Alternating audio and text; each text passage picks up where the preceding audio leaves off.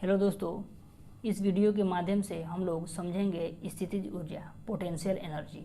ठीक है, साथ साथ इसमें हम लोग एक न्यूमेरिकल भी देखेंगे इसमें, और इसका एग्जाम्पल भी हम लोग, स्थितिज ऊर्जा का एग्जाम्पल भी इस वीडियो के माध्यम से हम लोग पूरा देखेंगे कि इसमें क्या क्या बढ़िया से बढ़िया सब चीज़ बताया गया, कैसे स्थितिज ऊर्जा होता है और इसका न्यूमेरिकल कैसे होगा और इसका एग्जाम्पल मतलब क्या क्या है। ठीक है, चलिए देखते हैं इसके स्थितिज ऊर्जा को हम लोग सबसे पहले समझते हैं।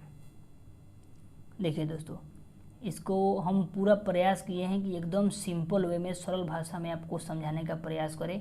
पूरा क्वेश्चन को हवा बनाने का जरूरत नहीं है, एकदम सिंपल वे में समझाने का पूरा प्रयास किया गया है। ठीक है, देखिए स्थितिज ऊर्जा यानी पोटेंशियल एनर्जी क्या होता है समझेंगे। कि देखिए, किसी वस्तु की स्थिति के कारण जो कार्य करने की क्षमता होती है उसे स्थितिज ऊर्जा कहते हैं। देखिए, किसी वस्तु की स्थिति के कारण, मतलब कहने का मतलब कि कोई भी वस्तु कहीं रखते हैं हम लोग, अगर ऊपर रखते हैं, ठीक है, तो ऊपर रखेंगे या कहीं भी हम लोग रखे हैं तो उसकी स्थिति के कारण जो कार्य करने की उसमें क्षमता होती है उसी को स्थितिज ऊर्जा कहते हैं।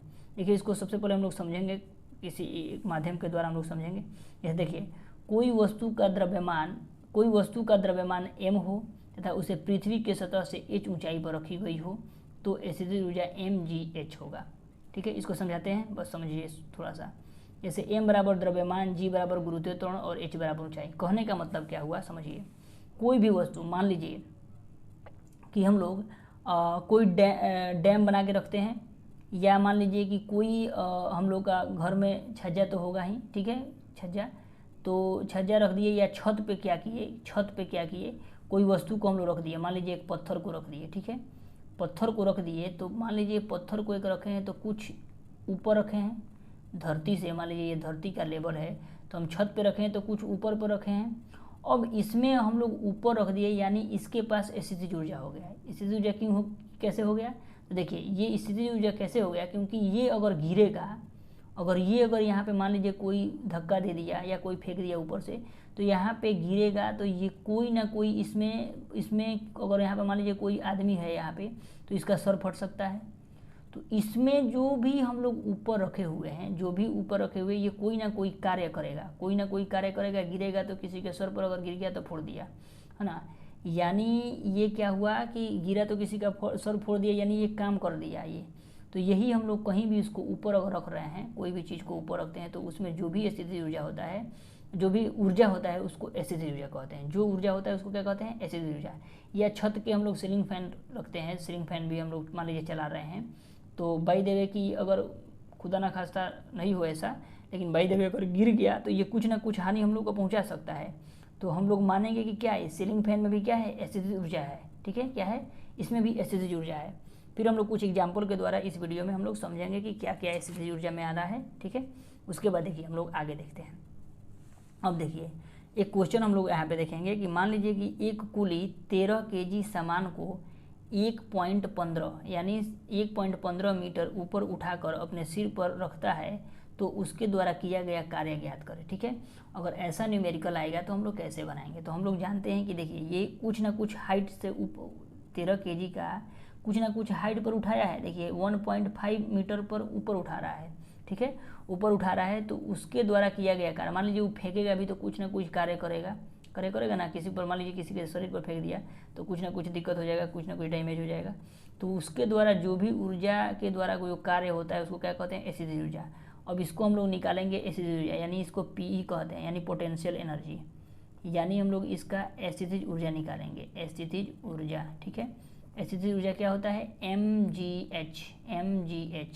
m बराबर, देखिए m बराबर हम लोग का क्या दिया हुआ है, तो m बराबर यानी द्रव्यमान कहते हैं। m बराबर क्या कहते हैं, m बराबर द्रव्यमान। तो देखिए सबसे पहले द्रव्यमान हम लोग का कितना दिया हुआ है, 13 kg। इसको m से डिनोट करते हैं तो ये 13 kg लिख लेंगे, 13 kg। ठीक है, उसके बाद देखिए m, उसके बाद देखिए g का मान गुरुत्वीय त्वरण होता है, g बराबर गुरुत्वीय त्वरण। ठीक है, यहाँ पे हम ऊपर लिखवाए हुए हैं, इसको आप लोग समझ जाइएगा, आप लोग लिख लीजिएगा। हालांकि मान हम लोग का देखिए कहीं भी 9.8 दिया रहेगा, 9.8 मीटर प्रति सेकंड स्क्वायर।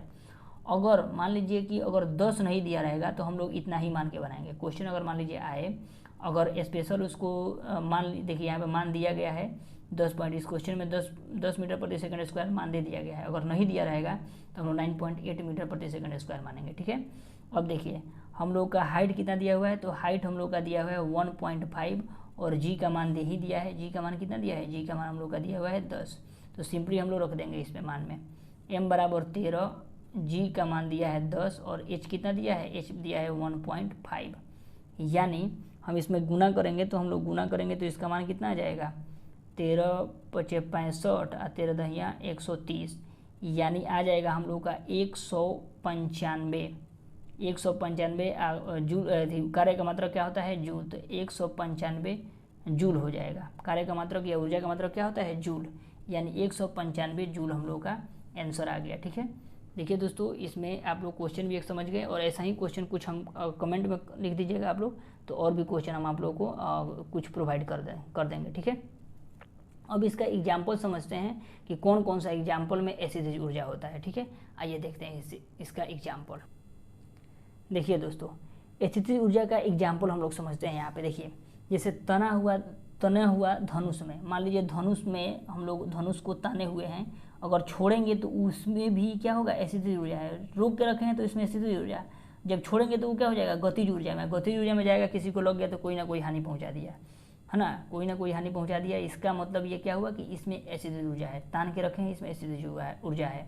उसके बाद दबा हुआ स्प्रिंग में, मान लीजिए स्प्रिंग को दाबे हुए हैं, तो दाबे हुए हैं, फिर छोड़ेंगे तो क्या हो जाएगा, फैल जाएगा, फैलेगा, यानी कुछ ना कुछ वो भी कार्य करेगा, तो उसको भी क्या बोलेंगे, स्थितिज ऊर्जा, ठीक है। उसके बाद देखिए, हाथ में पकड़ा हुआ पत्थर, मान लीजिए हम लोग हाथ में पकड़े हुए हैं पत्थर को पकड़े हुए, स्थितिज ऊर्जा है। और किसी पर अगर चला दिए तो कोई ना कोई नुकसान उसमें भी हो जाएगा, होगा कि नहीं, आप लोग समझ सकते हैं। तो उसमें भी कोई ना कोई नुकसान हो जाएगा।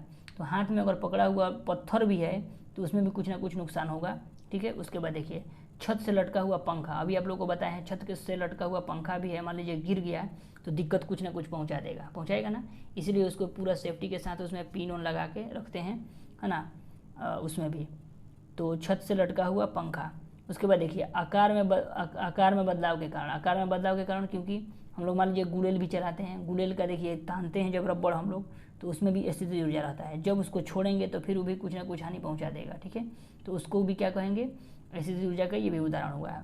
फिर देखिए, बांध में भंडारित पानी, मतलब कोई भी मान लीजिए बांध से हम लोग पानी को डैम बना के घेरते हैं, ठीक है।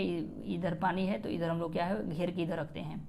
घेर के रखने से क्या होता है, फिर इस पर मान लीजिए अगर हम लोग को अगर टरबाइन चलाना हो, टरबाइन चला के हम लोग इलेक्ट्रिसिटी जनरेट कर सकते हैं, है ना। तो इसमें भी क्या होगा, स्थितिज ऊर्जा होगा।